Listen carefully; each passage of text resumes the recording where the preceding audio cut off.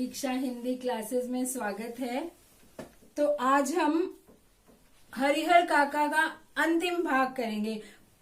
चेष्टा करेंगे कि ये समाप्त हो जाए। आज हमने कहाँ तक पढ़ा था कि हरिहर काका को उठाकर ले गए महंत और उनको कमरे में बंद कर दिया और बाद में कमरा खुलवाया गया। खुद तो वो सब भाग गए। जब कमरा खुलवाया गया तो हरिहर काका की दशा देखकर उनके भाइयों का खून खौल उठा था, गुस्सा आ गया था। अब आगे उनको घर ले आए, उनके भाई अपने घर वापस। अब हरिहर काका पुनः अपने भाइयों के परिवार के साथ रहने लगे थे। इस बार उन्हें दालान पर नहीं, घर के अंदर रखा गया। पहले तो दालान में उनको रखा हुआ था, जो घर के अंदर नहीं था, ना बाहर था, बीच में था। तो इस बार उनको लगा कि नहीं, हरिहर काका का तो अपहरण भी हो सकता है, कोई उठा के भी ले जा सकता है उनको, इसलिए उनकी सुरक्षा के लिए उन्हें घर के भीतर रखा गया, किसी बहुमूल्य वस्तु की तरह संजोकर। अब हरिहर काका बहुमूल्य वस्तु की तरह बन गए हैं। संजोकर, संभाल कर, संजोग कर रखना, संभाल कर रखना। देखिए हरिहर काका बहुमूल्य वस्तु कैसे बन गए हैं? उनके खेतों के कारण, क्योंकि वो 15 बीघे जमीन के मालिक हैं और छिपाकर रखा गया उनको, संजोकर, छिपाकर। उनकी सुरक्षा के लिए रिश्ते नाते में जितने सूरमा थे, सूरमा वीर, रिश्ते नाते में उनके जितने भी लोग थे जो खुद को सूरमा कहते थे, सूरमा का अर्थ होता है वीर, साहसी, उन सबको बुला लिया गया। सारे रिश्तेदारों में से जो साहसी पुरुष थे कि आ जाओ हमारे पास रहो, हरिहर काका जी को तो खतरा है, कोई भी आके उठा के ले जा सकता है। हथियार जुटा लिए गए, बहुत सारे हथियार इकट्ठे कर ले, जुटा लेना, इकट्ठे कर लेना। हथियार जानते हो ना, जिनसे हमला कर सकते हैं, डंडा, पिस्तौल, और भी कोई हथौड़ा, गंडासा, कुछ भी, भाला। और 24 घंटे पहरे दिए जाने लगे। उनकी पहरे के लिए लोग खड़े हो गए गार्ड बनकर। अगर किसी आवश्यक कार्यवश काका घर से गांव में निकलते तो 4-5 की संख्या में हथियारों से लैस लोग उनके पीछे पीछे चलते, आगे पीछे चलते। कहीं निकलना भी पड़ता उनको घर से बाहर तो लोग उनके साथ आग, जैसे कोई सिक्योरिटी गार्ड्स चलते हैं, जैसे वीआईपीज के साथ चलते हैं आगे और पीछे, वैसे लोग उनके साथ चलने लगे, हथियारों से लैस होकर, हथियारों से बंध कर। रात में चारों तरफ से घेर कर सोते। रात को जब वो सोते तो चारों तरफ दूसरे लोग सोते थे, बीच में हरिहर काका सोते। भाइयों ने ड्यूटी बांट ली थी, आधे लोग सोते तो आधे लोग जाग कर पहरा देते। इधर ठाकुर बाड़ी का दृश्य भी बदल गया था। एक से एक खूंखार लोग ठाकुर बाड़ी में आ गए थे। खूंखार, क्रूर, निर्दयी लोग जो बहुत डरावने होते हैं, वो लोग ठाकुर बाड़ी में आ गए। ठाकुर बाड़ी का भी दृश्य बदल गया, क्योंकि महंत ने उनको भी बुला लिया कि हरिहर काका को कभी भी हम उठा के लाएंगे फिर से। उन्हें देखकर ही डर लगता था, ऐसे खूंखार लोग वहां आ गए। गांव के बच्चों ने तो ठाकुर बाड़ी की ओर जाना ही बंद कर दिया। हरिहर काका को लेकर गांव प्रारंभ से ही 2 वर्गों में बंट गया था। आपको याद होगा, 2 भागों में गांव के लोग बंट गए थे। आधे लोग चाहते थे कि वो अपनी संपत्ति भाइयों को दे, आधे चाहते थे ठाकुर बाड़ी को दे। इस नई घटना को लेकर दोनों तरफ से प्रतिक्रियाएं व्यक्त की जाने लगी। अब दोनों वर्गों के लोग अपने अपने रिएक्शंस देने लगे। प्रतिक्रिया का अर्थ मैं पहले भी बता चुकी हूं। और अब हरिहर काका एक सीधे साधे और भोले किसान की अपेक्षा चतुर और ज्ञानी हो चले थे। पहले वो एक भोले भाले सीधे साधे किसान थे, ये सब चालाकियां नहीं आती थी उनको। अब वे चतुर और ज्ञानी हो गए। देखिए, ये लेखक कहना चाहते हैं कि इंसान के ऊपर जब विपत्तियां आती हैं, जब दुर्घटनाएं घटती हैं, तब इंसान चतुर हो जाता है, तब उसमें ज्ञान आ जाता है। कैसे आ जाता है ज्ञान? अनुभव से। तब पता चलता है कि अच्छा, ऐसा भी हो सकता था, ऐसा भी हो सकता है। और फिर उन्हें समझ में आ जाता है कि दुनिया कैसी है, हमें कैसे रहना चाहिए, दुनिया क्या चाहती है। ये सारी बातें जब समझ आने लगती हैं समझ तभी आता है जब घटनाएं घटती हैं जीवन में, जब मुश्किलें आती हैं, जब लोगों की असलियत पता चलती है कि मन में क्या है, ऊपर से क्या है, तब इंसान ज्ञानी और चतुर हो जाता है। वह भी हरिहर काका के साथ हुआ।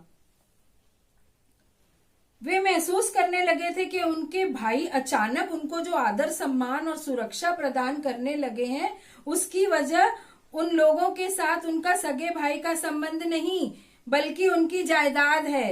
अन्यथा वे उनको पूछते तक नहीं।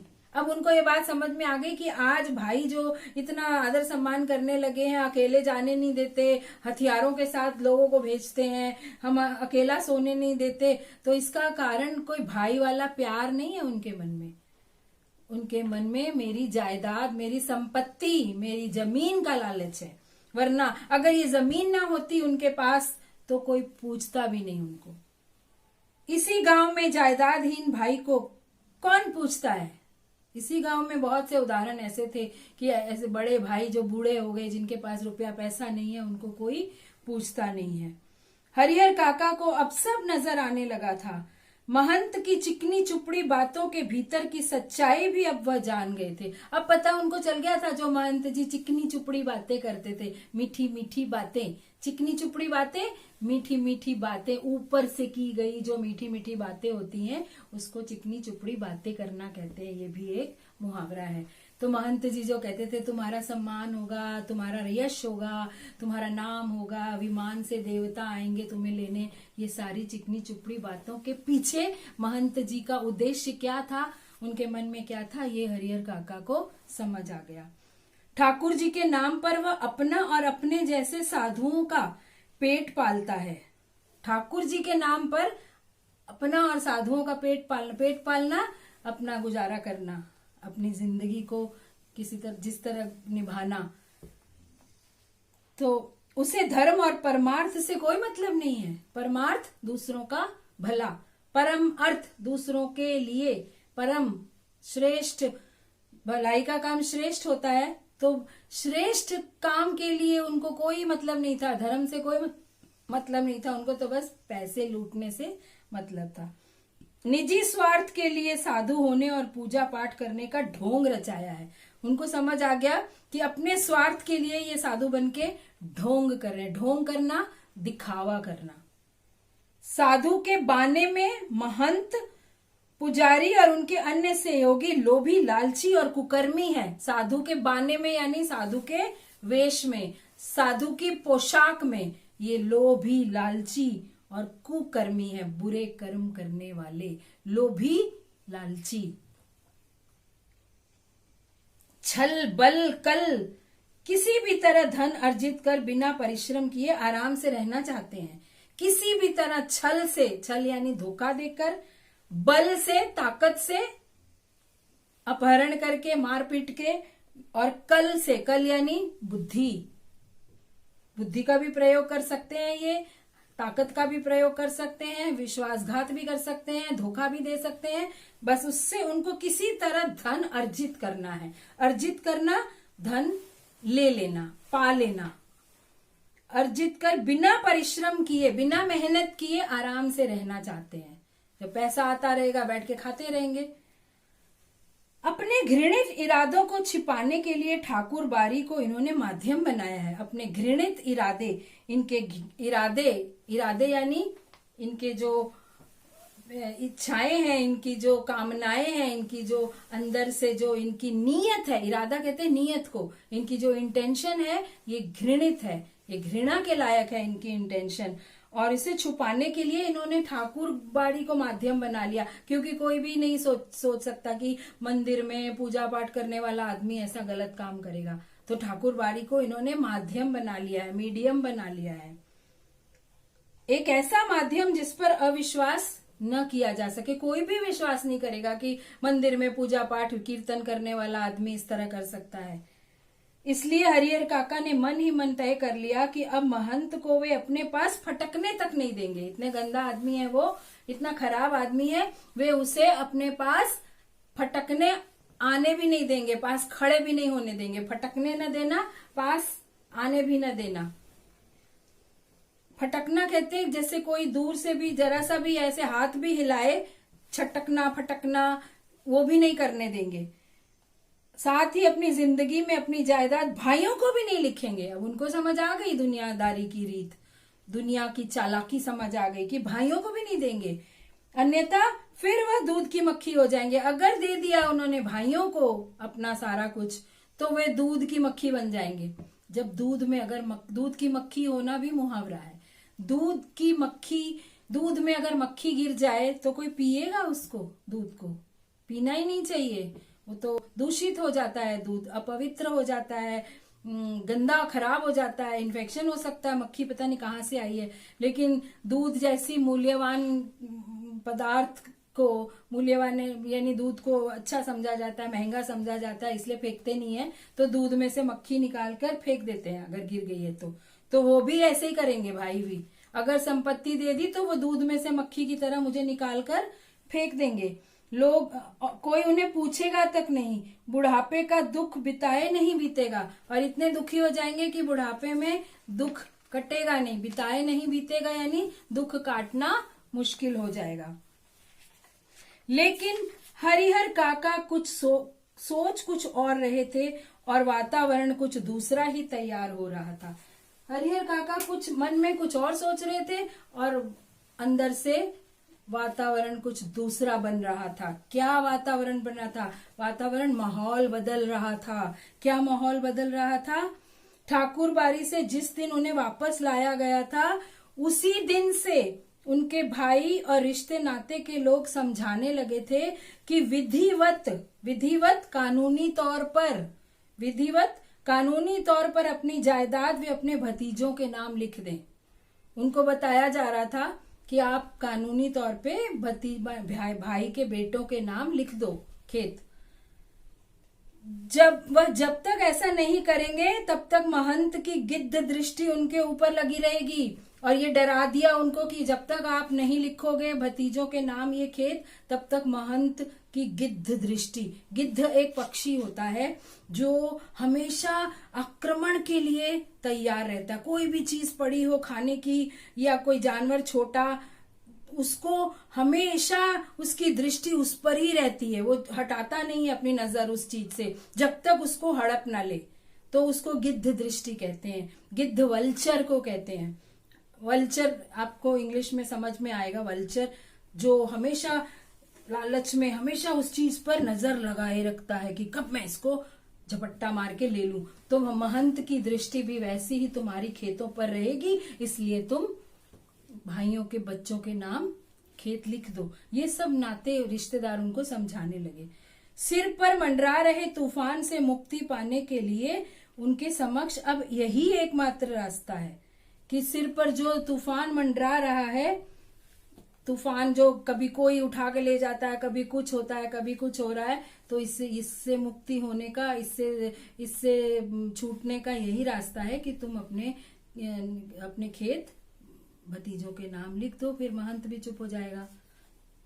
सुबह दोपहर शाम रात तक यही चर्चा, लेकिन हरिहर काका साफ नकारना मना कर देना। कहते मेरे बाद तो मेरी जायदाद इस परिवार को स्वतः ही मिल जाएगी। जब मैं मर जाऊंगा तो ये जायदाद अपने आप ही सबको मिल जाएगी, इसलिए लिखने का कोई अर्थ नहीं। इसलिए मैं कानूनी तौर पे लिखा पढ़ी नहीं करूंगा, अपने आप मिल ही जाएगी जब मरूंगा। महंत ने अंगूठे के जो जबरन निशान लिए हैं उसके खिलाफ मुकदमा हमने किया ही है। महंत ने मुझे ले जाकर जबरदस्ती जो साइन करवाए थे अंगूठे से, उसके खिलाफ हमने तो मुकदमा कर दिया है कोर्ट में, तो अब मैं नहीं लिखूंगा। भाई जब समझाते समझाते हार गए तब उन्होंने डांटना और दबाव देना शुरू किया। जब समझाने से नहीं माने तो भाइयों ने डांटना शुरू कर दिया। इस रास्ते भी राजी नहीं हुए, लेकिन काका इस डांट से भी राजी नहीं हुए, इस रास्ते भी राजी नहीं हुए। स्पष्ट कह दिया कि अपनी जिंदगी में वे नहीं लिखेंगे, कि मैं जब तक जिंदा हूं मैं अपने खेत किसी के नाम नहीं लिखूंगा। बस एक रात उनके भाइयों ने वही रूप धारण कर लिया, महंत काका जैसा, महंत जी जैसा, जो रूप महंत और उनके सहयोगियों ने धारण किया था। डाकू बन गए थे वे, उनको उठा के ले गए थे, वही रूप भाइयों ने धारण कर लिया। हरिहर काका को अपनी आंखों पर विश्वास नहीं हुआ। उनके वही अपने सगे भाई जो उनकी सेवा और सुरक्षा में तैयार रहते थे, उन्हें अपना अभिन्न समझते थे, अभिन्न अपना ही समझते थे, अपने से अलग नहीं समझते थे। वही भाई जो उनकी नींद ही सोते और जागते थे, हथियार लेकर उनके सामने खड़े रहते थे कि हरिहर काका को कोई फिर से ना नुकसान पहुंचाए, कह रहे थे इनको हरिहर काका को वही भाई कह रहे थे, सीधे मन से कागजों पर जहां जहां जरूरत है अंगूठे के निशान बनाते चलो, अन्यथा मार कर यहीं घर के अंदर गाड़ देंगे। अगर नहीं करोगे अन्यथा, वरना नहीं तो मार कर घर के अंदर गाड़ देंगे, जमीन के अंदर। गांव के लोगों को कोई सूचना तक नहीं मिलने पाएगी। इस तरह धमकी देने लगे भाई। अगर पहले वाली बात होती तो हरिहर काका डर जाते। अगर हरिहर काका के साथ महंत वाली, अपहरण वाली दुर्घटना नहीं घटी होती तो हरिहर काका शायद डर जाते, क्योंकि उन्होंने ऐसा कभी कुछ देखा नहीं था। लेकिन अज्ञान की स्थिति में ही मनुष्य मृत्यु से डरते हैं। लेकिन उन्हें अब ज्ञान हो गया था कि इतना आसान नहीं है किसी को पकड़ के जबरदस्ती लिखवाना। पहले भी वो छूट कर आ चुके हैं महंत से, अब भी छूटेंगे। और उन्हें पता चल गया था कि सारे गलत काम कर रहे हैं। तो पहले तो अज्ञानता थी, उनको पता ही नहीं था सबके मन में क्या है। अब उनको ज्ञान हो गया है कि सबके मन में क्या है। ये ज्ञान वाली बात मैंने थोड़ी देर पिछले वीडियो में मैंने समझाई थी आपको। चतुर और ज्ञानी हो गए थे वो। तो जब अज्ञानी होता है मनुष्य तब मृत्यु से डरता है। अब उनको ज्ञान हो गया है तो अब उनको डर नहीं लगता, मृत्यु से भी डर नहीं लगता। ज्ञान होने के बाद तो आदमी आवश्यकता पड़ने पर मृत्यु को वरण करने के लिए तैयार हो जाता है। मृत्यु को वरण करना, मृत्यु को अपनाना। तो जितना ज्ञानी मनुष्य होगा उतना साहसी होगा, उतना विपत्तियों का सामना करने की हिम्मत रखेगा। पहले डरते थे, अब डरते नहीं है। इसलिए अब उनको दुनियादारी का पता चल गया है। क्या होगा, कर लो जो करना है, मार दोगे मार लो, इस तरह वो बात कर सकते थे। अब साहसी हो गए थे, इसलिए अब मरने से भी डरते नहीं थे। हरिहर काका ने सोच लिया कि ये सब एक ही बार उन्हें मार दें, वही ठीक होगा। लेकिन अपनी जमीन लिखकर रमेसर की विधवा की तरह शेष जिंदगी वे घुट घुट मरे, यह ठीक नहीं होगा।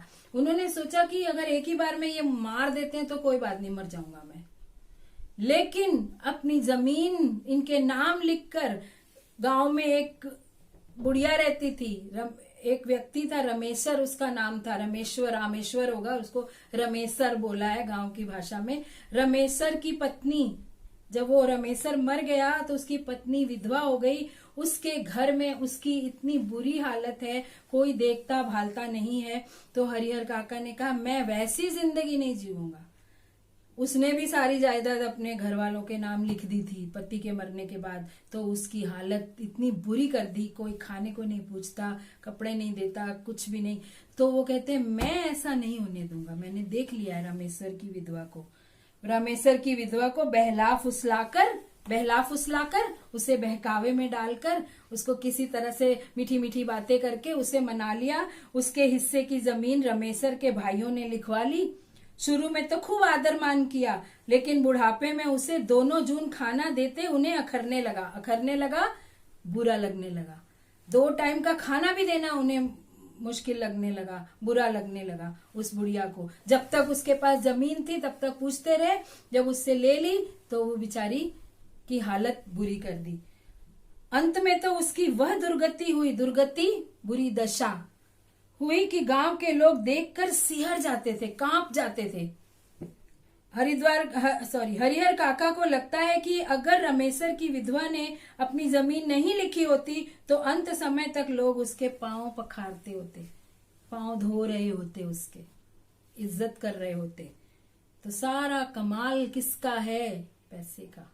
इसलिए बड़े बूढ़ों को चाहिए कि वो अपनी जायदाद कभी भी अपने जिंदा होते हुए बच्चों के नाम न करें, और बच्चों को भी चाहिए कि कभी भी अपने माँ बाप पर जबरदस्ती ना करें कि उनके रहते हुए वे उनकी जायदाद उनके नाम लिखें। ये सीखने की बातें हैं। हरिहर काका गुस्से में खड़े हो गए और गरजते हुए कहा, जब लोग उन्हें समझा रहे थे कि आप ना कर दीजिए, नाम कर दीजिए भाइयों के भतीजों के, तो उन्होंने गुस्से में कहा, मैं गरजते हुए यानी गुस्से में, मैं अकेला हूं, तुम सब इतने हो, ठीक है मुझे मार दो, मैं मर जाऊंगा, लेकिन जीते जी एक धूर जमीन भी तुम्हें नहीं लिखूंगा। धूर यानी धूल, धूल, रेत, बालू, धूल के कण जितनी जमीन भी मैं तुम्हें नहीं, तुम्हारे नाम नहीं लिखूंगा। मारना है तो मार दो, मैं मरने को भी तैयार हूं। तुम सब ठाकुर बाड़ी के महंत पुजारी से तनिक भी कम नहीं, तुम भी महंत पुजारी से कम नहीं हो, जरा सा भी कम नहीं हो, उसी के जैसे हो, तनिक जरा सा, कोई फर्क नहीं है तुम में और महंत पुजारी में। देखते हैं कैसे नहीं लिखोगे, लिखना तो तुम्हें है ही, ये भाई कह रहे हैं, चाहे हंस के लिखो या रो के। हरिहर काका के साथ उनके भाइयों की हाथापाई शुरू हो गई। हाथापाई लड़ाई झगड़ा, हाथों से कुश्ती। हरिहर काका अब उस घर से निकलकर बाहर गांव में भाग जाना चाहते थे, लेकिन उनके भाइयों ने उन्हें मजबूती से पकड़ लिया। प्रतिकार करने पर अब वे प्रहार भी करने लगे थे। जब ये विरोध करते थे भाई लोग, तो हरिहर काका उन्हें प्रहार भी करने लगे। इतनी हिम्मत आ गई उनमें, प्रहार करना, आक्रमण करना। अकेले हरिहर कई लोगों से जूझ सकने में असमर्थ थे, फलस्वरूप उन्होंने अपनी रक्षा के लिए खूब जोर जोर से चिल्लाना शुरू कर दिया। लेकिन जितना भी वो अकेले प्रहार करेंगे, अकेले नहीं कर सकते थे, क्योंकि वो बहुत सारे थे और ये अकेले थे, तो उन्होंने जोर जोर से चिल्लाना शुरू कर दिया। अब भाइयों को चेत आया कि मुंह तो उन्हें पहले ही बंद कर देना चाहिए था, ये तो चिल्लाने लगे, लोगों को आवाज चली जाएगी, लोग इकट्ठा हो जाएंगे, सब देख लेंगे हमारी करतूत कि हम भाई को ऐसे मार रहे हैं। तो उन्होंने सोचा कि पहले ही इनका मुंह में कपड़ा डाल देना चाहिए था। उन्होंने तत्क्षण उसी समय उन्हें पटक, मतलब नीचे गिराकर पटक कर उनके मुंह में कपड़ा ठूंस दिया। लेकिन ऐसा करने से पहले ही काका की आवाज गांव में पहुंच गई। टोला पड़ोस के लोग दालान में जुटने लगे। टोला, बड़े बड़े टोले बनाकर, ग्रुप बनाकर, पड़ोस के लोग, पड़ोस से टोले बनाकर सब लोग दालान में इकट्ठा होने लगे, जुटने लगे, इकट्ठा होने लगे। ठाकुर बाड़ी के पक्षधरों के माध्यम से तत्काल यह खबर महंत जी तक भी चली गई। अब ठाकुर बाड़ी के जो पक्षधर थे, ठाकुर बाड़ी को खेतों को देने के जो पक्ष में जो लोग थे, उनको भी पता चल गया, क्योंकि वो भी आ गए देखने तमाशा। वो फटाफट भागकर महंत जी को बताने लगे कि देखो उनके घर में क्या हो रहा है, जबरदस्ती उनसे साइन करवाया जा रहा है। लेकिन वहां उपस्थित हरिहर काका के परिवार और रिश्ते नाते के लोग गांव के लोगों को समझा देते कि अपने परिवार का निजी मामला है, ये इनका अपना आपसी मामला है, अपना मामला है, इनका पर्सनल मामला है, इससे दूसरों को क्या मतलब।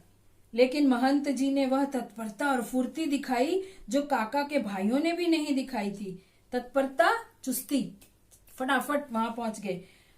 वो पुलिस की जीप के साथ आधम के, पुलिस को लेकर वहां पर पहुंच गए। पुलिस आने के बाद निजी मामले का सवाल खत्म हो गया। पुलिस जहां घुस गई है वहां कोई ये नहीं कह सकता कि निजी मामला है, आप जाइए यहां से, ये पर्सनल मामला है, ऐसा नहीं कह सकता।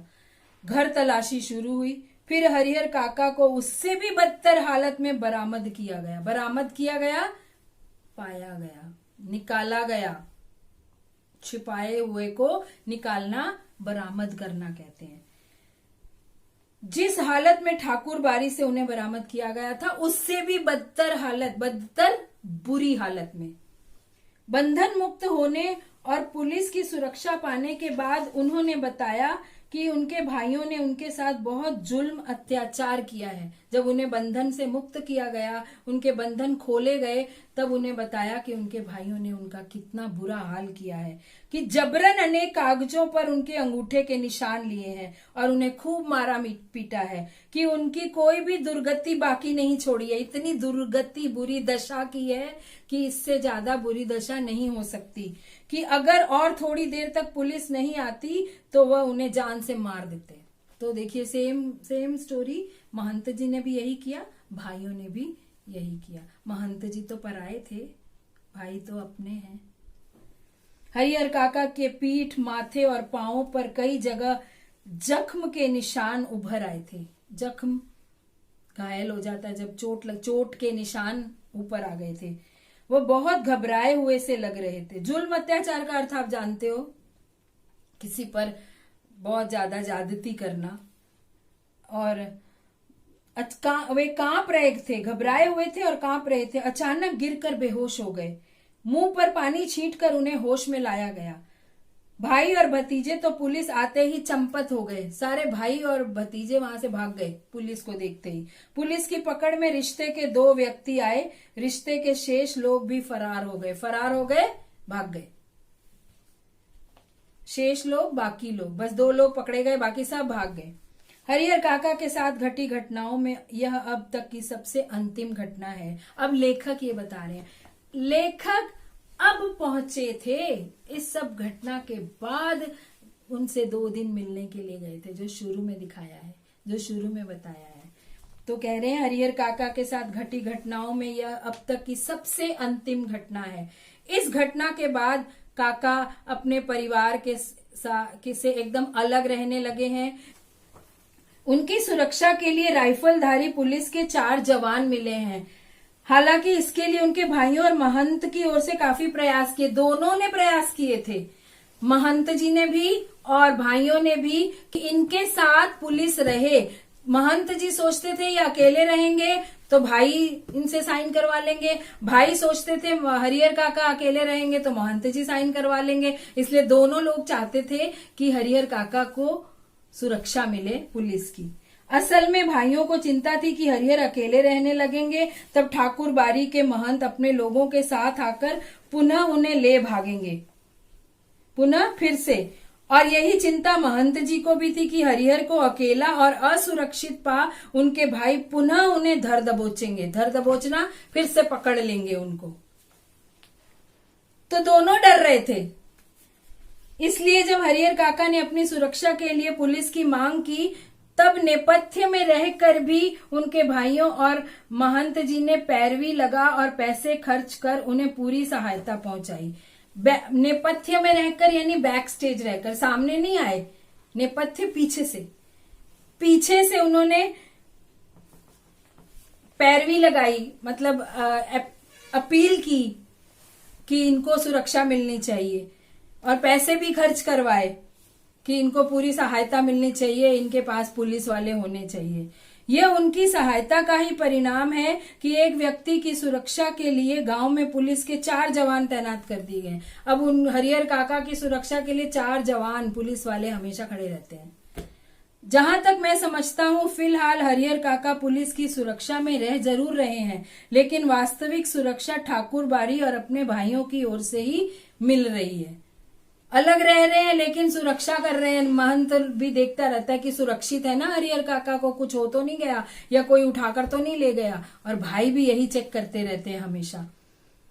ठाकुर बारी के साधु संत और काका के भाई इस बात के प्रति पूरी तरह सतर्क हैं कि उनमें से कोई या गांव का कोई अन्य हरिहर काका के साथ जोर जबरदस्ती न करने पाए। साथ ही अपना सद्भाव और मधुर व्यवहार प्रकट कर पुनः उनका ध्यान अपनी ओर खींच लेने के लिए दोनों दल प्रयत्नशील हैं। दोनों पार्टी के लोग इस कोशिश में हैं, प्रयत्नशील हैं कि अपने मधुर व्यवहार से, अपनी मीठी वाणी से अपनी तरफ खींच लें, वापस वो उनके पास आ जाए। महंत जी सोचते हैं हमारे पास आ जाएं, और भाई सोच रहे हैं हमारे पास आ जाएं। गांव में एक नेताजी हैं, वह न तो कोई नौकरी करते हैं और न खेती गृहस्थी, फिर भी 12 महीने मौज उड़ाते रहते हैं। ये नेताजी के बारे में बता रहे हैं। राजनीति की जादुई छड़ी उनके पास है। राजनीति तो जादुई छड़ी होती है, जो चाहे वो, जैसे जादुई छड़ी से जो चाहे वो हो जाता है, ऐसे जो नेता लोग होते हैं वो जो चाहे वो करवा लेते हैं। उनका ध्यान हरिहर काका की ओर जाता है, उन नेताजी का।